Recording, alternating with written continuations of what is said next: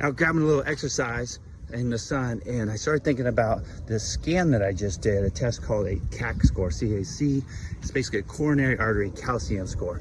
That doesn't sound very fun, but it's really quick, takes 5 minutes, and it costs $200. And I think everyone should do this, especially after age 35. But no doctors tell you about this for some reason, and it's kind of shocking to me because I just did one thinking, oh, I won't have any problem at all, I'm super healthy, all these things.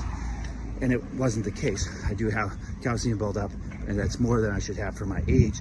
And I'm really glad I know, so I can make adjustments. But you know, you hear about all these people that are super fit and they're out for a run and they have a heart attack or a stroke or something that is very impactful, and it doesn't make sense. The thing is, you can be super healthy, you can have decent cholesterol, but if you have, there's certain things that can cause, you know, damage to your artery walls and let cholesterol build up in there. So what are some of those things? Some of those things that, for me, I had kidney disease, and that makes a lot of sense now. So for a lot of years, I had higher blood pressure, I had insulin issues, I had mineral absorption issues. So, you know, the calcium would be building up in there. So it makes sense that I would have some of that, even though I was in really good shape. And then also now I'm on immunosuppressant drugs that alter all three of those things. And so the main thing, if you got high blood pressure, you're probably doing damage. If you're diabetic or pre-diabetic, you got sugar and glucose, insulin issues, you're probably doing damage.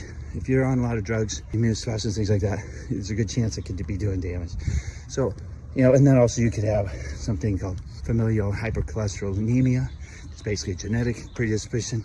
Unfortunately, you know, it could be building up cholesterol and you don't know it. But you can go take a little blood test called, get your LP(a) tested, and that'll tell you if you have that genetic issue or not, and then you'll know. But knowledge is power, so go out, get the test, see where you stand.